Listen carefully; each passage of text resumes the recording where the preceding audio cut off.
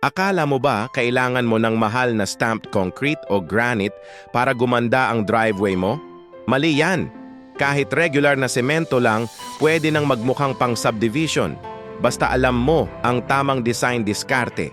Madalas nating isantabi ang itsura ng driveway natin, di ba? Sa karamihan ng bahay sa Pilipinas, ang driveway ay either plain na semento lang o mas malala, luma na at bitak-bitak na. Bakit? Kasi iniisip natin, sa labas lang naman yan. Pero ito ang hindi natin napapansin. Ang driveway ang unang-unang nakikita sa bahay natin.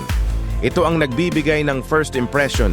Kaya kahit gaano pa kaganda ang interior design mo, kung ang bubungad sa bisita mo ay isang pangit at sirang-sirang daanan, bagsak agad ang dating ng buong property mo.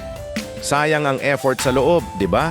Ang magandang driveway, nagpapahiwatig yan ng pagiging maingat at masinop ng may-ari. Kaya huwag natin itong balewalain. Pero teka, hindi mo kailangang maglabas ng malaking pera para dyan. Ngayon, ibibigay ko sa inyo ang mga Smart Pinoy driveway floor design hacks na swak sa budget pero siguradong pang-level up ang dating ng bahay nyo. Unang-una, ang pinakamadali at pinakamura sa lahat, ang textured broom finish with borders. Sa halip na plain at makinis lang ang semento, habang basa pa ito, gumamit ka lang ng walis para gumawa ng fine lines. Simple lang, di ba? Pero ang simpleng texture na ito, nagbibigay ng anti-slip surface at mas malinis na itsura. Lagyan mo pa ng border sa gilid, pwedeng ibang kulay ng semento o i-level mo lang ng konti at boom! Agad-agad, mukha na siyang pinag-isipan at presentable. Minimal effort, maximum impact.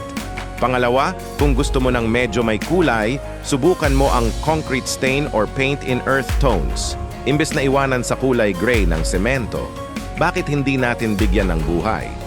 Pumili ka ng mga kulay tulad ng terracotta, beige, o shades of brown.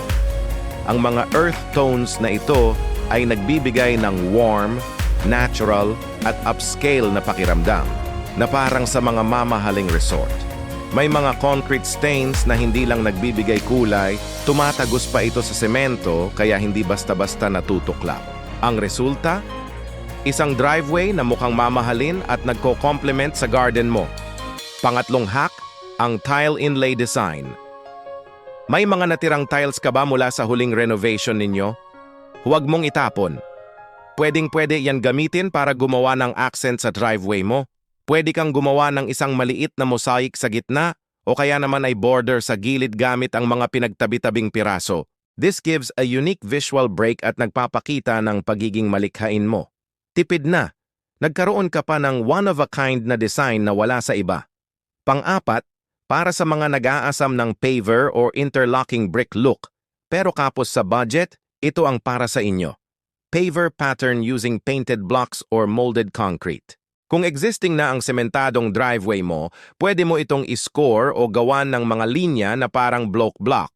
Tapos, pinturahan mo ng alternate colors like gray at dark gray para magmukhang totoong pavers. Pwede ka ring gumamit ng concrete molds habang ginagawa pa lang ang sahig. Ibuhos mo lang ang semento sa molde at ayan na. Instant paver pattern ka na. Ang galing, di ba? Interlock look without the interlock cost. At ang panghuli, para sa mga artist at mahilig sa DIY, subukan nyo ang stenciled concrete designs. Makakabili ka ng mga ready-made stencils na may iba't ibang patterns, mula sa geometric shapes hanggang sa parang compass rose. Idikit mo lang ang stencil sa semento, pinturahan ang ibabaw, at pag alis mo, meron ka ng magandang design.